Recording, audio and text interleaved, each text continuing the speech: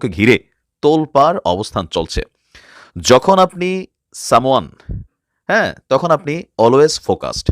আর যখন আপনি no one, তখন আপনাকে কেউ ফোকাস করবে না। আজকের এই ভিডিওটা অতি গুরুত্বপূর্ণ। দেখা মাত্র প্রত্যেকটা বাংলাদেশী নাগরিক এটা ভিডিওটা শেয়ার করে দিবেন, কারণ আমি যে তথ্যগুলো ২টা অপশন আছে।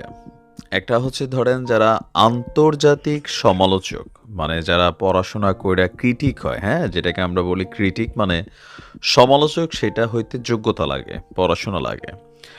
আর আমরা যারা বাঙালি আছি, আমাদের সমালোচনা করতে যোগ্যতা লাগে না।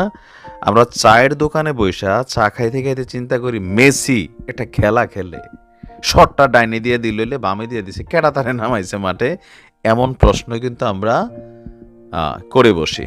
তার মানে সমালোচনা করাটা খুবই সোজা, কিন্তু ওই জায়গাটাতে যদি আপনারে বসাই দেই, তখন আপনি আসলে কতটুকু দায়িত্ব পালন করতে পারবেন। এই মুহূর্তে আজকের খুবই ব্রেকিং যেই নিউজটা, সেটা হচ্ছে ডক্টর মোহাম্মদ ইউনূসের এক বক্তব্যকে ঘিরে তোলপাড় অবস্থান চলছে। যখন আপনি সামওয়ান, হ্যাঁ, তখন আপনি অলওয়েজ ফোকাসড।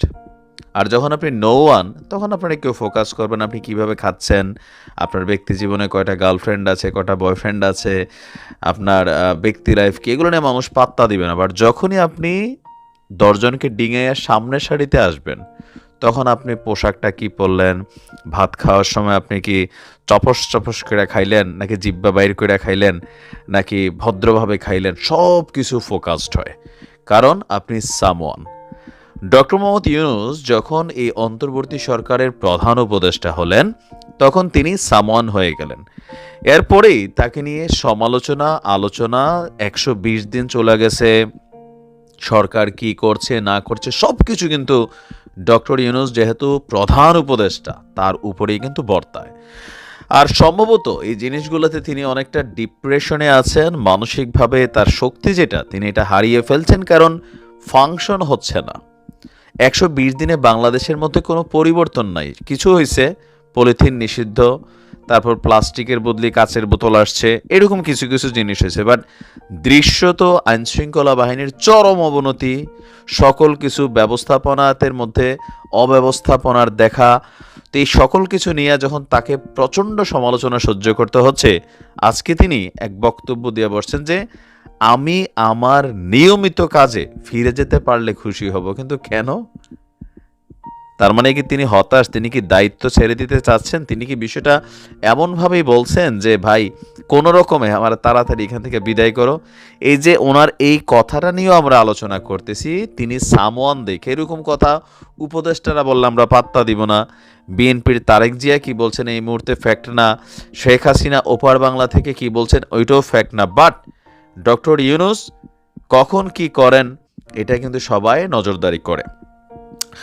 দর্শক, আমরা দেখছি যে আগামী সংসদ নির্বাচন আয়োজনের পর নিজের নিয়মিত কাজে ফিরে যাবেন বলে জানিয়েছেন, এটা আমরা জানি। তো এখন দ্য ইকোনমিস্টকে দেওয়া সাক্ষাৎকারে তিনি বলছিলেন যে এই মুহূর্তে তিনি যেই উপদেষ্টার পদটাতে বসে আছেন, জনগণের যে চাওয়া পাওয়া, মানে সকল কিছু মিলিয়ে তাকে যেই জায়গাটাতে দেওয়া হয়েছে, তার বক্তব্য আমার চাকরি আসলে কেড়ে নেওয়া হয়েছে, আমাকে জোর করে এ কাজে আনা হয়েছে।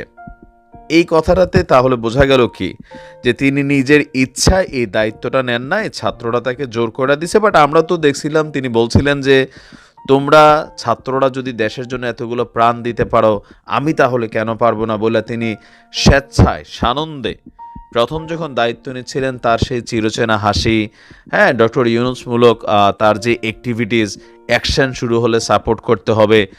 তো এখন তিনি আবার আইসা যে কথাটা বললেন, সোশ্যাল মিডিয়া প্ল্যাটফর্মের যুগ, প্রযুক্তির যুগ, সব তো রেকর্ডেড। তো তিনি দ্য ইকোনমিস্টকে বলছেন যে আমার চাকরি কেড়ে নেওয়া হয়েছে, আমাকে জোর করে এই কাজে বসানো হয়েছে, আমি আমার কাজ করছিলাম, তা উপভোগ করছিলাম, এজন্য আমি প্যারিসে ছিলাম, সেইখান থেকে আমাকে টেনে আনা হয়েছে অন্য কিছু করার জন্য। ওনার এই বক্তব্যটা খুবই সাংঘর্ষিক আমরা মনে করি তার অবস্থানের সাথে।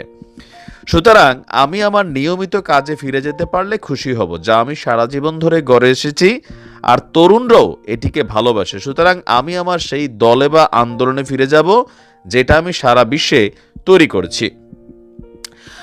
তো এর পাশাপাশি বাংলাদেশের বর্তমান প্রেক্ষাপটে জঙ্গিবাদ ইস্যুটা আন্তর্জাতিক মিডিয়াতে কিন্তু কাভার পাচ্ছে। তো তিনি বলছেন যে, আমি আশ্বস্ত করছি যে বাংলাদেশে জঙ্গিবাদ মাথাচাড়া দেবে না।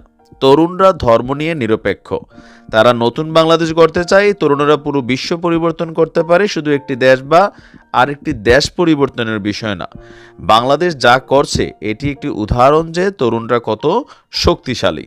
তো তরুণীদেরকে নিয়েও তিনি বিভিন্ন ধরনের বক্তব্য দিয়েছেন। ইভেন তিনি বলছেন যে আমাদের উচিত আচ্ছা, অভ্যুত্থানের নেতৃত্ব দেওয়া ৩ তরুণ ক্যাবিনেটে আছেন, অনেক বক্তব্য দিয়েছেন। তো এখানে যতটুকু বোঝা যাচ্ছে যে সমালোচনার মুখে বা সমালোচকদের বিভিন্ন অ্যাক্টিভিটিসে আমরা যারা ক্রিটিক আছি কম বেশি ভালোটাকে সাপোর্টও করি, বাট সমালোচনাকে সমালোচনাই করি। তো এগুলা কোথাও না কোথাও নেওয়ার জন্য চামড়াটা গন্ডারের মতন মোটা হইতে হয়। আপনি দেখেন একজন পলিটিশিয়ান আর আপনার মধ্যে কী পার্থক্য? একজন পলিটিশিয়ানের প্রতিনিয়ত গালি খাইতে হয়, হ্যাঁ, মানে শেখ হাসিনাকে দেখেন কত কিছু এখন সহ্য করতে হচ্ছে। একসময় খালেদা জিয়া বিএনপিকে সহ্য করতে হয়েছে, আবার সময় প্রেক্ষাপট পরিবর্তন হয়েছে, এখন তারা মন্ডা খাবে, মিঠাই খাবে। শেখ হাসিনা এখন আইডা ভাত খাবে, হ্যাঁ, কুমিল্লার ভাষায় আইডা ভাত হচ্ছে ধরেন থাকে না ঝুটা ভাত আর কি আপনারা যেটাকে বলেন। আবার সময়ের প্রেক্ষাপটে সেই বঙ্গভবনে মাংসর আয়োজন হবে, পোলাও রান্না হবে যদি হায়াতে বাইচা থাকেন। কারণ খালেদা জিয়াও একসময় কখনো কল্পনা করেন নাই তিনি আজকের এই দিনগুলোকে দেখতে পাবেন। বাট স্রষ্টার এক কি বলছে বিশেষ খেলায় আমরা দেখলাম যে কিভাবে আবহাওয়াটা পরিবর্তন হয়ে গেল, দৃশ্যপটে কতটা পরিবর্তন এসেছে। তো আমরা মনে করি ডক্টর মোহাম্মদ ইউনূসকে মানসিকভাবে আরও শক্তিশালী হতে হবে।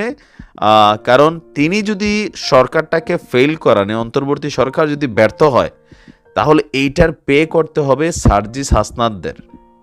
এমনকি যারা এই বৈষম্য বিরোধী আন্দোলনের প্ল্যাটফর্মে জড়িত ছিল তাদের প্রত্যেককেই এটার জন্য কিন্তু চরম মূল্য দিতে হবে। তা আমরা চাই তিনি মানসিক শক্তিরা যেন না হারান। আর তিনি যে বক্তব্যটা দিয়েছেন আর একটু ক্লিয়ার করতে হবে, তিনি কি রাজি ছিলেন না তাকে জোর করে টাইনে আনা হয়েছে, কারা এই কাজটা করছে আমরা তাদেরও জানতে চাই। কারণ দায়িত্বের জায়গাটা কখনো যেটা স্বেচ্ছায় অন্তর থেকে ভালোবাসা আপনি দায়িত্বটা নিয়ে যদি কাজ না করেন, জোর করে আইন না বসাই দিয়ে আপনার উপরে চাপাইয়া, এই কাজ আপনার দ্বারা কখনোই গোছালো হবে না, আর এই কাজের বরকত হবে না। ব্যক্তি কাজে ক্ষতিগ্রস্ত হন, তাদের দেশ জাতির কিছু যায় আসে না, কিন্তু যেখানে আপনি 10 জনের মধ্যে কানেক্টেড, আপনার কারণে পুরো একটা রাষ্ট্রের ক্ষতি হবে। নিশ্চয়ই ডক্টর মোহাম্মদ ইউনূস তিনি হিম্মত ফিরে পাবেন, আমরা আশা করছি। দেখা যাক কি হয়। ভালো থাকুন। আসসালামু আলাইকুম।